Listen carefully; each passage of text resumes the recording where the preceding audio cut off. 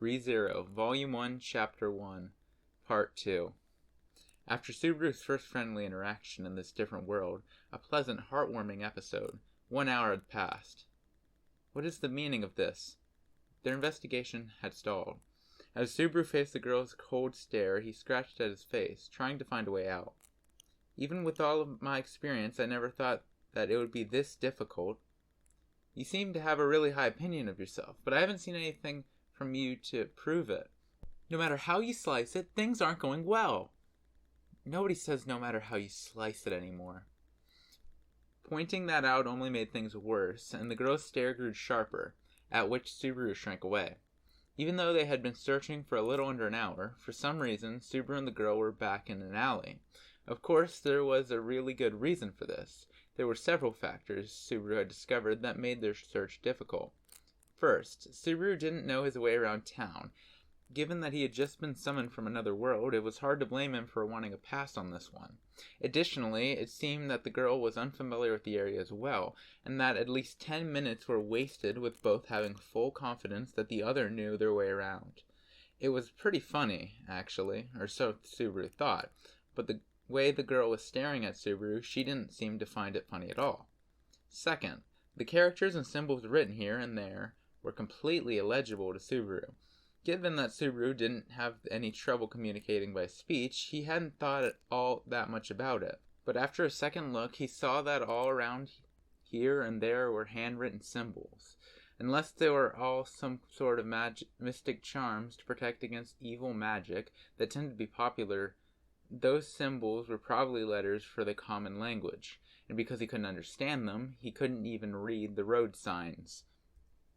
In other words, while miracle common in most otherworldly summoning works of fiction is, for some reason, our words and writing are mutually understood. In Subaru's case, only half of that came true.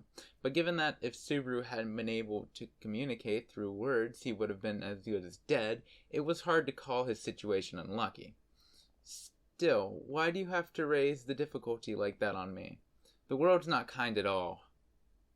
Rather than exhausting all his options, it was more of a case of finding a series of critical problems before you even get started. While despairing at making absolutely no progress over the past hour, Subaru noticed that his companion, that girl, was standing up by the wall of the alley and with her eyes closed, paying absolutely no mind to him.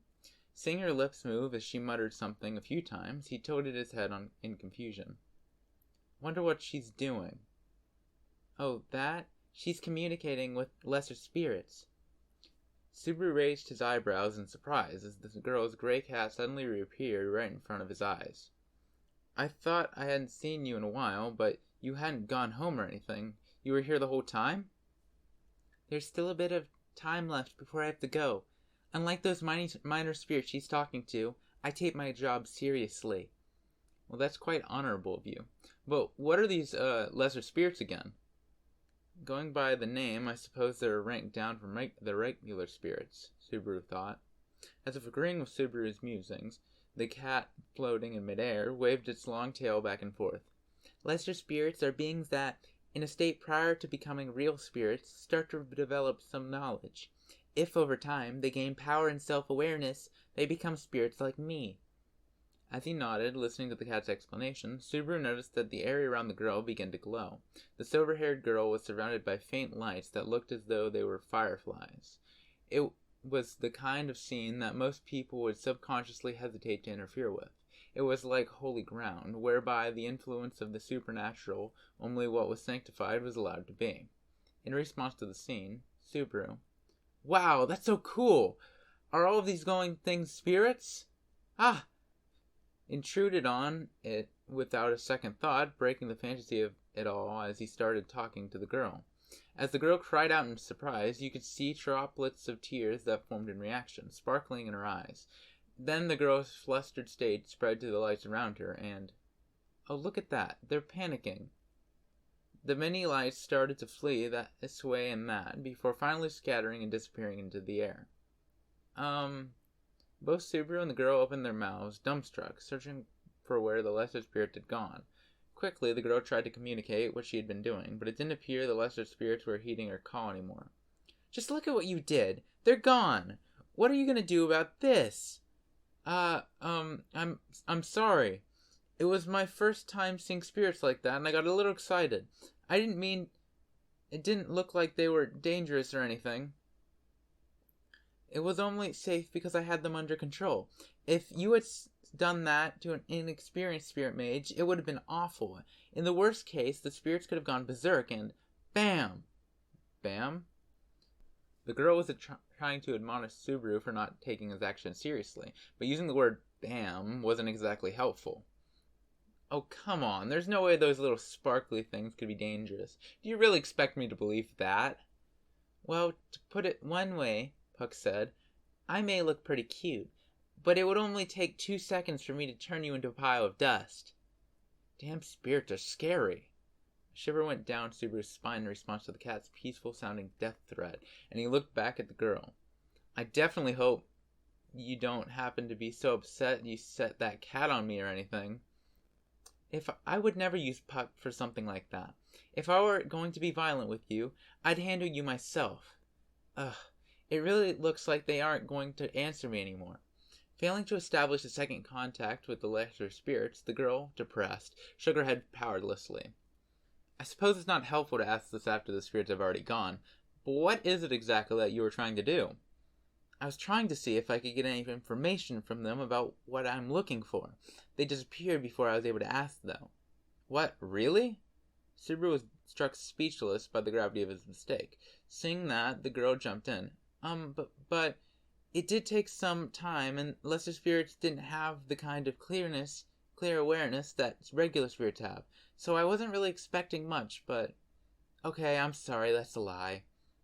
The girl's hesitancy to lie was in conflict with her desire for a positive outlook, so while she tried, she was unable to soften the blow. In fact, her struggle with herself only highlighted to Subaru his own stupidity. At this rate, he wasn't going to be able to do anything but slow her down. This is bad, both considering the debt that I owe and the fact that she's my one precious connection in this world. I'm going to do my best to cling to this relationship and not let go. From the look on your face, it looks like you're up to no good. But... did you think of something? In front of Subaru, who had found a questionable new sense of determination, the girl hesitated. Subaru tilted his head and stared at her for a while as she furrowed her brow, but it was the cat that came to her rescue. Now that I think about it, we haven't told each other our names yet, have we? Should we introduce ourselves? Oh, you're right. Well then, I guess I'll go first. In an overly energetic fashion, in part to help cover up for his previous mistake, Subaru struck a pose and pointed to the heavens. My name's Subaru Natsuki, the ignorant and unintelligent, forever and everlasting penniless. Nice to meet you. Well, that doesn't inspire a lot of confidence, does it? Anyways, I'm Puck. Nice to meet you, too. As Subaru put out his hand, Puck leapt into it with his whole body for a handshake. An onlooker would probably think Subaru was trying to squeeze the cat to death. The girl blinked in surprise at Subaru's bold interaction. It's fair to see someone who's willing to approach a spirit so easily, and your name is just as unusual. With black hair and dark eyes like that, just where did you come from? I was waiting for you to ask that question. Given this trope, I'll have to say I come from a small country in the East. This is a pattern that has often come up in otherworldly fiction since times long past. A character will state that they come from a hidden country to the east, something like Zipang. There tends to not be that much interaction between countries, so if you say you've traveled to where you are from that country, it will make sense to most people. It's a magically convenient cliche. If you look at a map of the continent, Lagunica is the country furthest to the east, so there's no country to the east of here. What, you're serious? We're at the ends of the east? So, does this make this country my long yearn for Zipang? So, you don't know where you are, you don't have any money, you can't read, and you have no one you can count on. I'm starting to think you're worse off than I am. While Subaru was shocked at this new development, the girl was also starting to look anxious. With every action she took, you could see the element of her personality that made her want to help others. She probably couldn't help but be concerned about Subaru, who to her was looking more and more to be not only defenseless, but absolutely helpless. The girl looked at Subaru again carefully, from the top down. Taking another look at you, You actually look like you're in pretty good shape. Uh, Subaru? Huh? Oh yeah, Subaru. That's my name. Having his name called out in such a hesitant way for some reason felt like a fresh new experience to Subaru, and he couldn't help but stumble in his response. After clearing his throat to hide the fact that he was shaken up, he showed his biceps. I do strength training every day. Since I'm almost always cooped up in my room, I've got to do at least that much to stay in shape. I don't really get what you mean by cooped up in your room, but you're from a high-ranking family, aren't you? Weren't you taught some sort of martial art? I'm actually from an extremely ordinary middle-class family, but what makes you think I'm from a high-class family? Do I exude some refined air of nobility? Well, you do have a bit of curious air to you, at least. Subaru jokingly raised his hands as if to acknowledge the flattery. But then the girl suddenly grasped those hands, and Subaru, taken aback by the suddenness of her touch, had to hold back a squeak from rising out of his throat. It's also these fingers of yours, but your skin and hair are part of it as well. These aren't the hands of a commoner, and your muscles don't look like the product of hard labor. Subaru blushed as the girl continued to poke at his hands, but understood. He was also impressed by her ability to see that he was not simply a foreigner in a foreign land. As Subaru stood in wonderment, the girl continued. Black hair and dark eyes. I hear that is a common trait for the refugees of the South, but the fact that you are here in Lagunica with those traits means that you are able to live a life of luxury. Also, the craftsman of these strange clothes of yours is magnificent. So have I got it right? As Subaru grew quiet, the girl put on a proud smile, feeling admittedly drawn by the bewitching atmosphere she had made fitting of her beautiful smile. Subaru processed the contents of what she had just said and made a reluctant face. If you're asking me whether you're wrong or you're right, you're absolutely wrong. But is there any way I can say it so you won't get hurt? If I'm wrong, just tell me I'm wrong. If you don't, it's just going to be more embarrassing for me. The girl blushed at her earlier confidence transformed into embarrassment. As Subaru watched her go silent, he thought about how he was going to explain where he came from. He could just say, I'm a loser who was summoned from another world. But given the precedent set by fantasy fiction about other worlds, that would open the gates for him to be labeled as someone who was wronged in the head. Looking back on the results of what he had said so far, he felt there was a significant risk in telling the truth. You don't have to think that hard about it, you know? If it's something you can talk about, I won't question you any further. Seeing Subaru struggling with what to say, the girl gave her own conclusion and didn't press him. Given that she had come to his rescue yet again, in a way, Subaru grimaced, feeling all the more useless. But, really, this isn't looking very good, the girl muttered in a now weaker tone, a clouded expression on her face. Seeing that the girl could no longer hide how hopeless she felt, Subaru found a faint flame light up inside himself. What am I, an idiot? Well, yeah, I'm an idiot. Just what have I been doing all this time? Right in front of Subaru stood the girl who saved his life. Hadn't he offered to help her out so that he could repay her? If that was the case, then how was he supposed to explain his total lack of support? Subaru? Seeing Subaru fall silent, looking troubled all of a sudden, the girl tilted her head and looked at him puzzled, watching as with that motion her silver hair tumbled down off her shoulder. Subaru thought as hard as he could. Subaru tried to remember what had happened when the thief ran through that alley as those thugs were stomping on him. Focusing on that instant in time, he needed to find something, anything that he could use. I have a few things that I want to check with you. Is that okay? Okay, yeah. Go right ahead. Thanks. I'm pretty sure I heard you mention it a few times, but this is the capital of whatever country we're in, right? So basically, it's the town that has the king's castle in it, and it's a really big place, is that correct? Subaru asked, remembering bits of the conversation that he had had with the girl before. While Subaru realized that his question must have sounded strange, the girl didn't interrupt, and simply nodded yes. So in this big city, there's a girl who appears to making her living stealing things. By the looks of her clothes, she definitely doesn't seem to be that well off. Now, this may be obvious, but there's gotta be a place where people like that live. Is there a place where crime is rampant, or something like a slum in the area? I'm sure it's hard to exchange stolen goods for money without some connections, so I think there's a good chance she would have to go back to a place like that. With the image of the thief burned in his memory, Subaru analyzed her from head to toe, and used all of the knowledge he had about fantasy settings to help form his hypothesis. So, I think, rather than searching around aimlessly, we have a better chance if we aim for that. But, what's wrong? I was just surprised.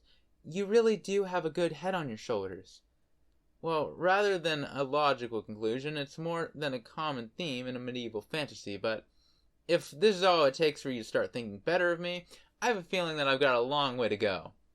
Despite Subaru's response, he seemed to be taking the girl's praise rather well. While Subaru scratched the side of his head to try to keep from showing how embarrassed he was, the girl nodded several times. We'll go with your plan. Let's go back to the main road and ask some people if they know a place like what you described. We're already really behind as it is. After all, let's hurry and get going. After Subaru and the girl looked at each other and nodded, they headed out of the alley and towards the main road. However, right before they could start their search for a spot where a lot of people who they could question were passing by, Subaru remembered something. I was just thinking, I know your cat's name now, but I don't think you ever told me your name. Haha.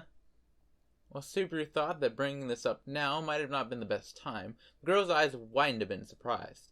She then closed them, and after a few seconds of silence said, Satella. Oh? Subaru, who, because of her silence, had begun to think that he had made a mistake, was a bit late in reacting to her whispered reply. In response, the girl turned away from Subaru and continued. I don't have a last name, so you can just call me Satella. Her voice had no emotion in it. Because of her attitude, it was as if, though she was giving her name, she was refusing to be called by it. Through her actions, this girl, who gave her name as Satella, was putting a distance between herself and Subaru more than she had ever done before. Subaru, who already thought that he would feel more comfortable having a surname to call her by rather than having to use her personal name, felt that he really couldn't use that name at all. For the time being, looking for a way out, Subaru decided to avoid using her name entirely and instead just use pronouns. As he observed Subaru and the girl's exchange from the sidelines, Puck had one thing to say before slipping under that girl's silver hair. That's in really bad taste, you know, it muttered, though its voice did not even reach the girl's ears, let alone Subaru's.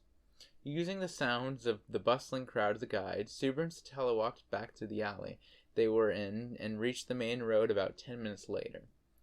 Shifting his gaze this way and that, Subaru looked for who they should question first, when Satella, who stood beside him, pulled out on his sleeve. Hey, Subaru. When Subaru looked back at Satella, he saw that she had her gaze fixed on something on the other side of the street. Subaru looked in the same direction and realized what Satella was looking at. I have a bad feeling about this, he thought. Adding further weight to his fears, Satella continued, with a serious look on her face. Do you think that kid's lost? Out of all the possible things that could go wrong with this plan, the final one had reared its head. Well, one of the several things that Subaru discovered throughout the day was that the silver-haired girl standing next to him was an incongruably kind person. But whether it was due to a curse or some other reason, she would not ever admit it herself. Subaru sighed a deep sigh. Let's calm down a minute. What are we going to do if she gets up and goes somewhere while we're dilly-dallying? We've got to go talk with her right away. You know, the kindness of yours is a great virtue, and given the fact that I myself was saved by that kindness, I really don't want to say this, but do you have any idea what situation you're in right now? Where Satella was looking, near the buildings across the street, there stood a young girl. She looked as though she was around 10 years old, with shoulder-length brown hair that was very cute. If she smiled, the people around her probably would not be able to resist smiling back. But unfortunately, at the moment her eyes were filled with anxiety, and she looked moments away from tears. There's probably an 80 or 90% chance that Satella's observation was correct. Subaru was sure it was, but there's also that my screw-ups are partially at fault. The thief who stole from you is just getting farther and farther away from us. If we waste any more time here, by the time we catch her, she might have already sold it, and then we'll have no way to get it back. You're probably right, but then Certainly, it'd feel bad just to leave the girl like that, but with all the other people around, the chance that someone would help her was high. On the other hand, Subaru and Satella were pressed for time and needed to gather information to continue their search. No matter how he thought about it, their current plan should have priority over helping that little girl. But don't you see, Subaru? Look at her. She's crying. If you don't want to stick around with me, that's just fine. Thanks for everything you've done, Subaru. I'll figure this out on my own. After I help that little girl. While Subaru stood at a loss for words, Satella looked like she had already made her decision. The way she said it, it wasn't as though she was saying that Subaru just didn't understand and she was tired of him, but that she felt guilty for forcing Subaru to play along with her unreasonableness. Her silver hair dancing behind her, Satella trotted off across the street to where the little girl was standing. The girl who had been looking down with her teary eyes noticed that someone had suddenly come to her side. There was a glimmer of hope in her eyes as she looked up, probably because she had thought the person she was looking for had found her. I'm sorry, I'm not the one you're looking for, said Satella as she knelt down to talk to the girl, whose eyes opened wide in surprise. But in those eyes was not a feeling of relief, but a feeling of fear. You could tell, even from far away, that being spoken to by a stranger had caused her heart to shrink away, afraid. I'm sorry if I'm bothering you, but where are your father and mother? Aren't they with you? It looked as though Satella had noticed the girl was afraid, and her voice was in a tone that was kinder than Subaru had ever heard it before. However, it wasn't enough to convey her concerns to the girl, who had lost sight of her parents, and was now shivering because she did not know what to do. Please don't cry. I won't do anything to hurt you, okay? Satella tried to keep open the girl's heart before it shut completely on her, but it didn't seem to work, and the girl only shook her head back and forth. The tears that had welled up in her eyes looked as though they were about to overflow, when... Now feast your eyes on this magnificent notched 10-yen coin. Huh? Said Satella, surprised by the sudden voice that had left in, and when she looked up, there was Subaru in his gray tracksuit. Subaru first smiled weakly at Satella's reaction, and then turned to smile from her to the little girl. The sudden intruder had also surprised her. Subaru then put out his right hand in front of her. Now, you can see this coin here in my right hand? I bet you can. Alright, now I'm going to squeeze it tight. Like this. Squeeze, squeeze, squeeze. Wait, Subaru, what are you... And would you look at that? Ignoring Satella's interruption, Subaru took his fist where he had been holding the notched 10-yen coin and opened it wide for the two to see. When he did, the coin that should have been in his hand was gone. Wow, the coin I was squeezing is gone. Now, where could it have run off to? The girl blinked a few times and then stared hard at Subaru's right hand, but whether she looked at the back of his hand or at his palm, she couldn't find it. Subaru, emboldened by the girl's reaction, nodded, and then reached out with his left hand and gently brushed his fingers through her hair. Would you look at that? So this is where the coin was hiding. When the girl saw the coin resting between the fingers of Subaru's left hand, she was stunned. Satella, who couldn't figure out the trick, was just as confused. Subaru took a magnificent bow before the two and dropped the notched 10-yen coin in the little girl's hand. I'll let you keep it as a present. It's special, so take good care of it, okay? Subaru looked on with a smile as the little girl held the coin close and nodded vigorously. As he was doing so, Satella poked him in the side. Hey, Subaru? Don't look at me like that. I mean, I'll admit what I said before was a bit harsh, but how did you do that? Oh, you mean that? You're not questioning my motives, but how I did the trick? Subaru promised to explain the trick later to Satella, who looked very interested before turning back to the little girl, who was looking very curiously at the 10-yen coin. It seemed like Subaru's amazing magic had helped calm down her anxiety. When Subaru knelt down and asked her a few questions, she answered them so quickly and clearly. I see. So you got separated from your mother, huh? Don't worry. Just leave it to your big brother and sister. We'll find her right away. After giving the girl another pat on the head, Subaru held out his hand to her, and with a little hesitation, she grabbed it. Satella, who was watching, opened her eyes wide. You really look like you're used to this, Subaru. Is your profession taming children? When you take it out of context like that, that sounds really, really bad. And no, I'm unemployed. Technically, Subaru had the incredibly inconvenient status of being a student. However, given that he had been going to school lately, and particularly now that he had been summoned to a different world, he didn't feel that he was qualified to call himself that anymore. But regardless, so, big sister, how about you hold this little girl's hand? She looks like she could use another friend, said Subaru with a wink, and the little girl had reached her other hand, the one that was not holding on to Subaru's, out to Satella. Satella looked surprised for a moment and held her breath, but then let it out and took the little girl's hand in her own. Right. Don't you worry. Just let your big sister handle this. We'll definitely find your mom, okay? Satella said, smiling at the little girl as she nodded silently. Subaru and Satella led the girl along, with her between them, and the three continued down the main road through the waves of people together. The way we are now, don't you think that some people out there who look at us will think that we're a young couple with our child? How embarrassing. Huh? Even with the benefit of the doubt, I don't see how anyone would think that you and that girl are anything other than brother and sister. I can't tell if that's just a really dry joke or if that's really what you thought I meant. As Satella and Subaru went on talking, the little girl between them let a small smile spread across her face.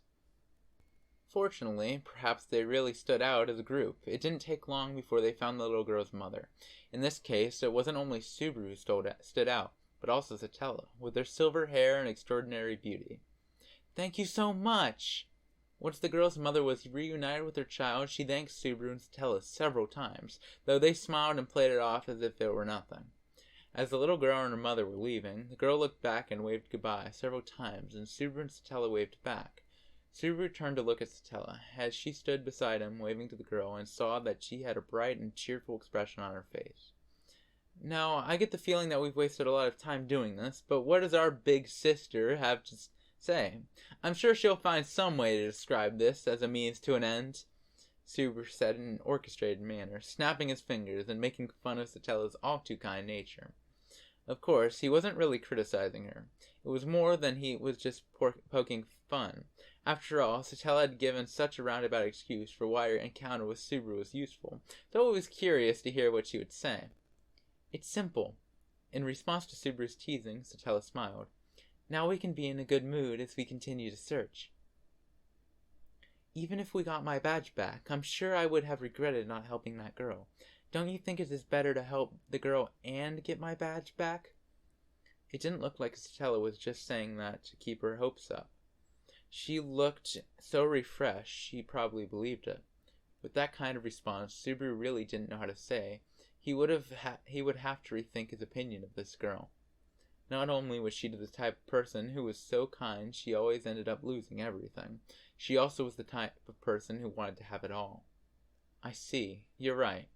Thanks to your quick decision, we won't have to say, sure, we abandoned that little anxious girl all lost and by herself, but we were able to get that badge back safe and sound. Hooray! Well, that's a really negative way to put it, said Satella, frowning, then glaring at him as though she seemed to have remembered something. But besides that, why did you help me? I thought you were against helping the girl, Subaru. I just wanted to show off my ability to do magic tricks, which of course is a lie.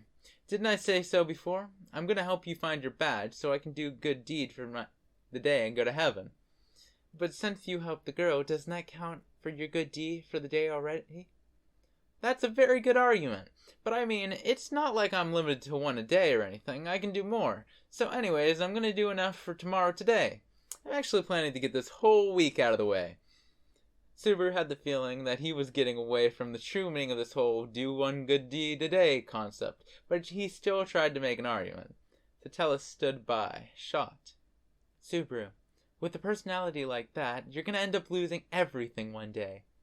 You're the last person I want to hear that from, Subaru shouted, flipping her words back towards her, but Satella just lifted her head in confusion. Apparently she really just didn't get it. You really are a nice boy, aren't you? You know, it kind of bothers me that you're treating me like I'm younger than you. I know that a lot of people think East Asians are younger than they are, but we really can't be that different in age, can we? Subaru thought by a rough estimate that Satella looked to be about 17 or 18 years old. Given that Subaru had a rather early birthday compared to others in his age group, he was 17, and thought that it was possible she could even be younger than him. But in response, Satella narrowed her violet eyes slightly and said, "However old you think I am, I don't think you are very close. After all, I am a half-elf." Subaru was at a loss for words. Seeing his response, a number of complicated emotions flashed across Satella's eyes. Finally, the emotion that settled was an ineffable mixture of resignation and hopelessness. "I see. No wonder you're so cute. After all, it's like a given in fantasy worlds that elves are always beautiful." "Huh?" Subaru finally nodded, having come to his own conclusions about Satella being a half-elf. Satella blinked her eyes several times. Her expectations had completely missed their mark. What's wrong?" "It's not that anything is wrong. I'm a half-elf, and... Yeah, I heard you the first time." I'm sure of what Satella had a problem with. That's the only way Subaru could think to answer. But Satella's reaction was dramatic. "Ah!" Satella made a strange sound in her throat before suddenly turning away from Subaru, finding the nearest wall, kneeling beside it, and holding her silver-haired head in her hands. In the face of such an inexplicable reaction, Subaru just didn't know what to say. "Take that! Ow, what the hell was that for?" The gray cat, which as always seemed to come and go as it pleased, had punched him in the face with its paw like it was reenacting a fantasy fighting movie. Puck purred, flaking out his whiskers with the same paw he had just punched Subaru with. "I don't know, I just felt this overwhelming frustration, and I couldn't keep it bottled up inside of me." "If that's the only reason, it's going to be hard to get rid of that feeling that this great injustice has been done to me. But it was a soft and squishy punch, so I forgive you." I'm not really mad at you or anything. If I had to say one way or the other, I'd say it's the opposite." "The opposite?" said Subaru, confused. "Yes, the opposite," Puck said with a nod. But before Subaru could ask what Puck really meant by that, Satella had returned. Twisting the ends of her silver hair in her fingers, Satella glared at Subaru. "Subaru, you nincompoop! Nobody uses the word nincompoop anymore, and what have I done to be insulted by you?" If you don't understand, that's not my problem. More importantly, we've got to continue our search." With the subject of Satella's unreasonableness cut off without another word, Subaru looked irritated, but the irritation evaporated as Satella began to act more friendly and familiar. Subaru still didn't know why she had such a sudden change in attitude, but there were more important things to think about. Anyways, that episode with the little lost girl made it painfully clear. Isn't this town just too big to be searching around for something in? Well, it is the capital of Lagunica. It's the largest city in the nation. If I remember correctly, there are about 300,000 people who live here. And a lot of others come and go, Satella answered, Subaru's question in detail and with a hint of pride in her voice. I see. 300,000 people, huh? That's quite a lot. Thanks for the regurgitated information. Satella muttered. It appears Subaru's guess had been on the mark. Subaru tried to use that new information to picture Lagunica's capital city in his mind. If it had a population of 300,000 people, then for a city in a medieval fantasy setting, it was quite large. Of course, that number only reflected the people who lived in the city. So after adding in traveling merchants and adventurers, the number of people at any given time would probably be greater than that. As Subaru watched all of the people passing by from the side of the street, he was again astonished by the concentration of such variety in a group of people. There were half-humans, half-beasts, and regular humans all mixed together. It really was like a melting pot of different races. The fact that they had gotten lost in the alleyways for almost an hour wasn't just something to laugh about either. The area was so large that the roads so complicated that they really had gotten lost. In other words, we don't have any more room for error. We have already given up a big advantage to the thief, and if we get stuck again, it really will be too late. So let's choose our next move carefully. What do you mean? If we run around without some sort of plan, we won't get any results. For instance, if we go back to the place where your badge was stolen, we might be able to get information out of people. Was there anyone who saw what happened? Actually, I think there might have been. Satella put her hand in her mouth as if she remembered something and then explained herself to Subaru. According to Satella, her badge had been stolen in broad daylight, right in the middle of a crowd of people. If so, the theft was a bold move. But looking at the commotion on the street in front of him, Subaru thought that it wasn't necessarily a bad decision on the part of the thief. The more people there are, the easier it is to get lost in the crowd. Do you remember where it was stolen from you? Yes, I think it was that way. Subaru followed Satella down the street. As they made their way through the confusion of the bustling crowd with its many different kinds of people, Subaru felt his sense of distance and direction taken from him just as quickly as when they had made their way through the maze of alleyways before. He felt as if he no longer had any idea where he was walking. While the place they were in should have been one that he had never seen before, Subaru felt a strange feeling that he had seen it before, and that feeling just wouldn't go away. Wait, no, I've definitely seen this place before. Seeing that the place that Satella had led him to, he scratched the side of his face and smiled a half smile. The place where Satella had her badge stolen from her was the same street corner to which Subaru had been summoned. This was where I was so confused I decided to go cool my head down in an empty alley, and then had my encounter with thugs A, B, and C.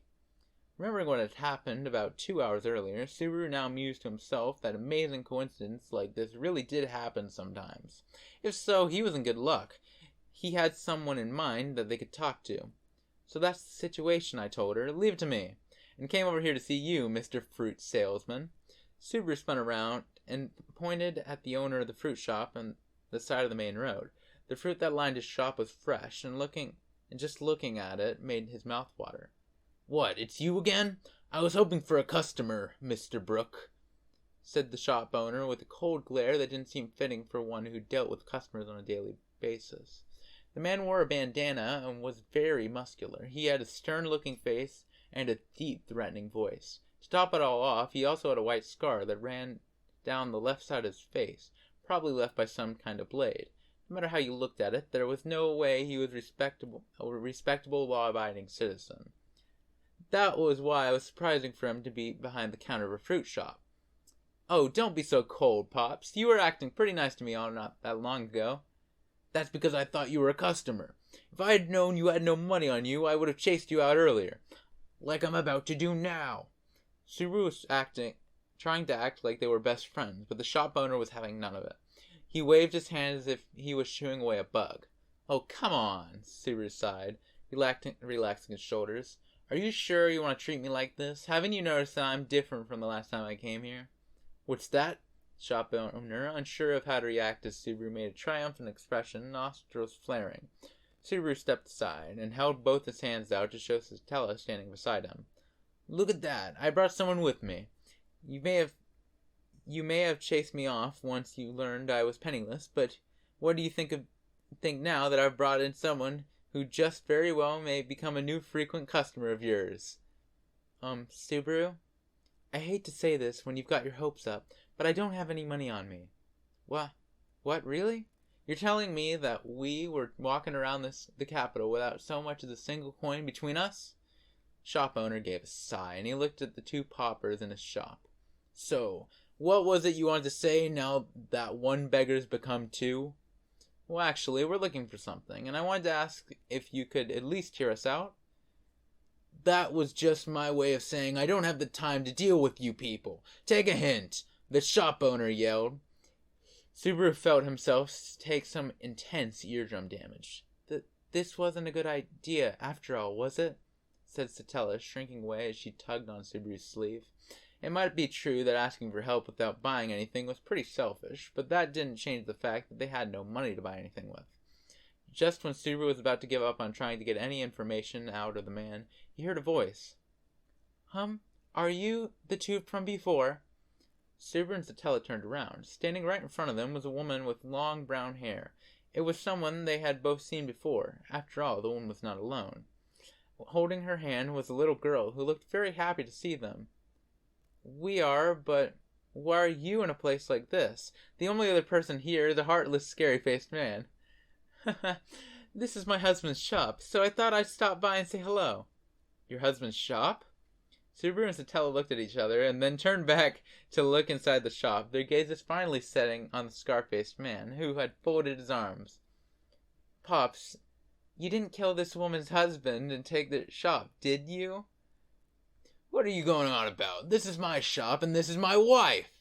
Subaru looked back in shock at the woman, who smiled, looking a bit unsure of how to react. She was a beautiful woman, with fine features and a gentle demeanor. This woman, that stern-faced man, there had to be some mistake. He couldn't possibly be threatening her, could he?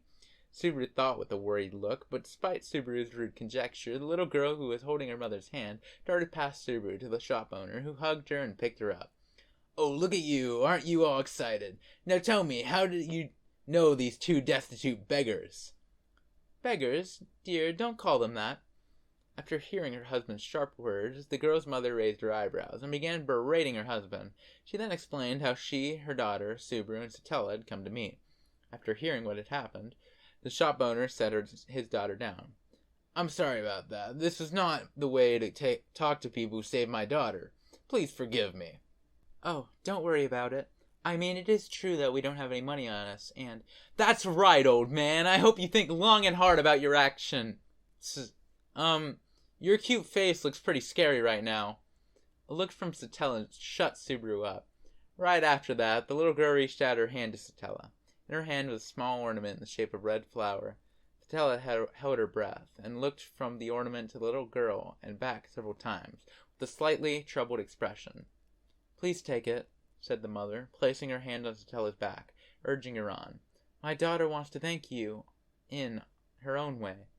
Satella nodded slightly, and then took the flower ornament from the little girl's hand and pinned it on the left breast of her white cloak, before kneeling down so the little girl could see it. Thank you. I like it very much. As Subaru watched Satella's brilliant smile from the side, he found himself unable to look away. Seeing that smile, the little girl blushed and looked away, and the shop owner, watching all of this, cleared his throat.